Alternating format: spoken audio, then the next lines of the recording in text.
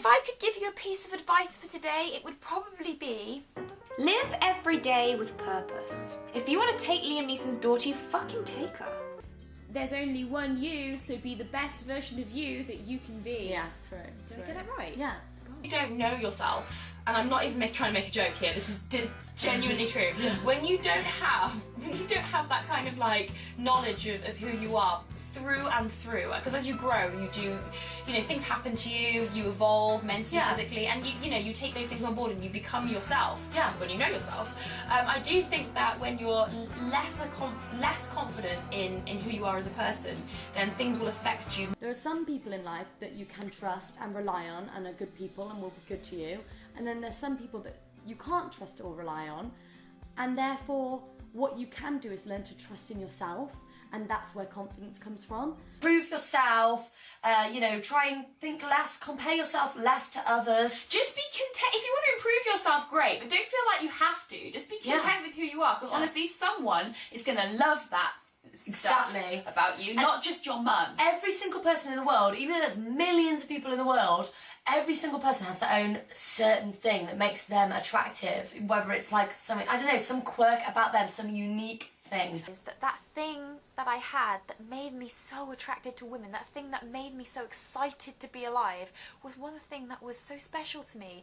Comparison is the thief of joy, and I think comparison is the thief of confidence, because that's when you start feeling underconfident, when you start comparing yourself to others. You've got to big yourself up. If people are ever judging you or criticising you in any way, that's never your problem. That's their problem. It will fall for you, so stop wasting your time holding yourself up to others, because say you're jealous of someone and they've got a perfect partner, you're going to get the right partner for you, you're going to get the right career for you, your life is your life. So be inspired, but don't let it consume you. No, so try and make it into a positive thing. You alright there? No one's perfect, everyone makes mistakes, it's okay to be jealous sometimes. Just don't let it consume you, don't let it kill you, and don't let it kill anybody else. Nobody's perfect, but everybody is perfectly imperfect.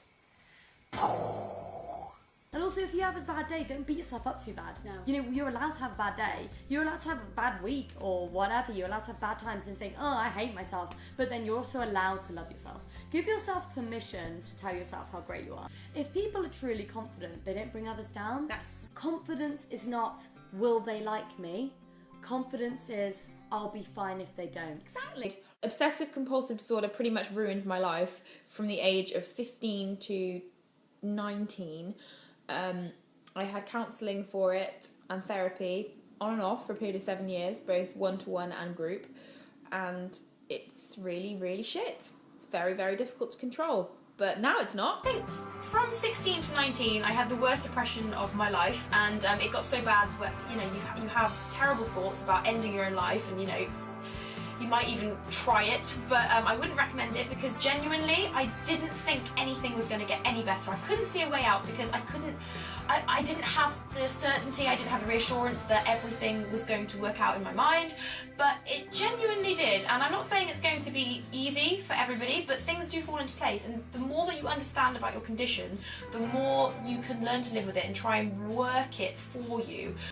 At the time, you think you're going to die of depression, but I found that I'm actually pretty grateful for it. Yes, it makes me a pain in the ass when it comes to cleaning sometimes. I'm pretty obsessed with it, but in other ways I'm really glad, because I find that it makes me a perfectionist. I find that my standards are higher than maybe other people's, so every time I try and meet them, I actually achieve something for myself. So I don't see it as being completely destructive behaviour. I just think I put a lot of pressure on myself to do well in life, and when I don't really cut myself a break that much. But apart from that, OCD got you wrapped around my little finger, y'all. If I could give you any advice on how to be confident, there have been times in my life where I've not been confident at all, where I've truly hated myself, wished I looked like something different, wish I sounded like something different, wish I acted like something different, wish I could dress a certain way. And honestly, I still have a few problems in some of those areas. I think that you always carry insecurity with you, but being confident is being able to live with insecurity and still be okay.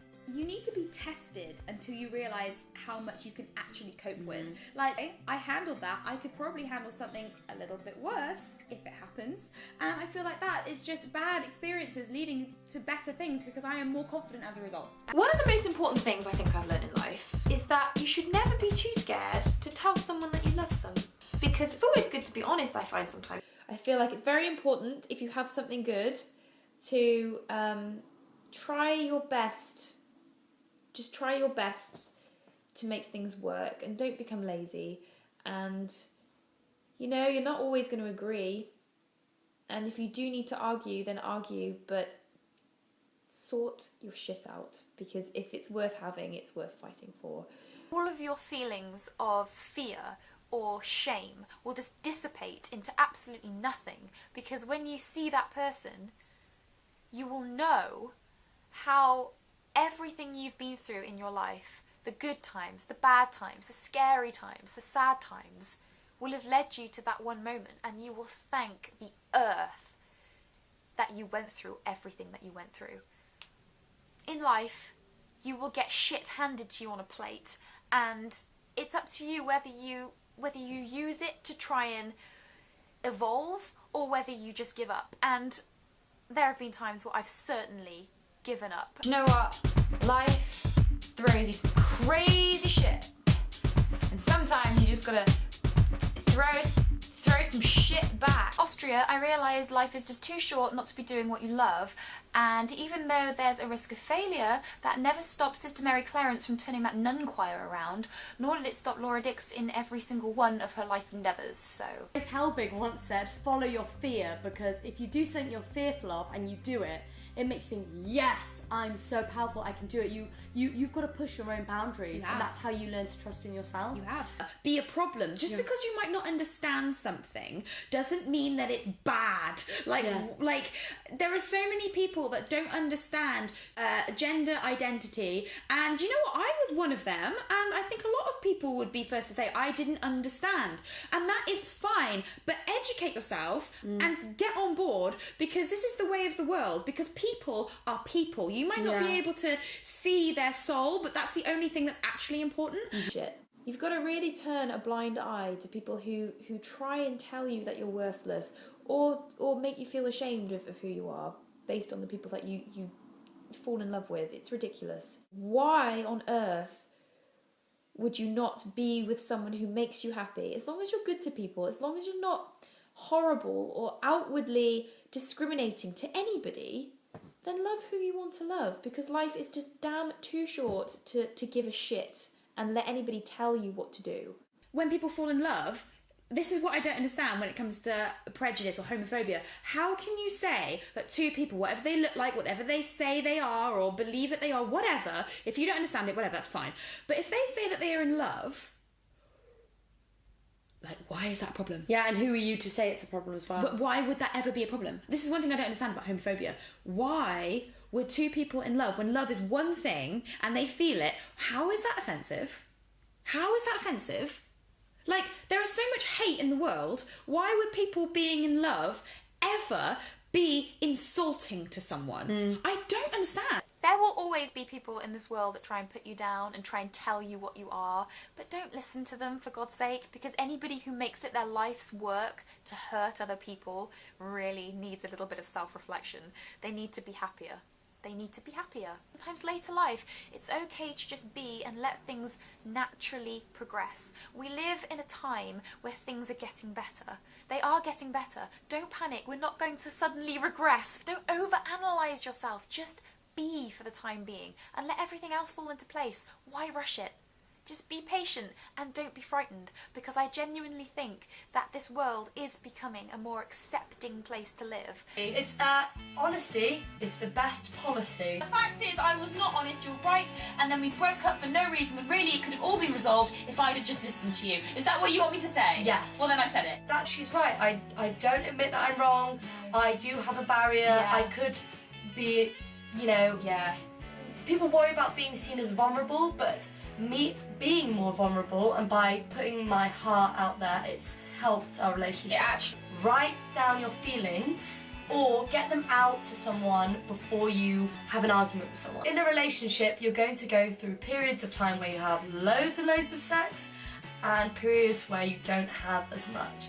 And both is okay as long as you communicate with one another. So it's absolutely fine as long as you communicate with each other, you know that each other, you love each other, you know there's no problems, you're not looking at anyone else, or there's no like deep reason. It might just be because you're stressed, it might be because of any reason. Always, always, always, no matter if you've had an argument, no matter if you're having sex or not, no matter what's going on in your relationship, is to always laugh with each other, tell each other you love each other, and give each other a few compliments every single day. Be more organised. Know where your shit is at all times. When your girlfriend meets your brother for the first time and a dildo falls out of a box she's holding, times are tough. You will get through it. The other side. And on the other side, there might be magic. And be kind to yourself and be kind to others. Maybe, I don't know if this is good advice. I'm not some kind of guru. Why are you even asking me? How rude of you. What do you expect of me? Stop putting me on some kind of lesbian pedestal. God, I don't know anything. I'm a 25-year-old 4-year-old.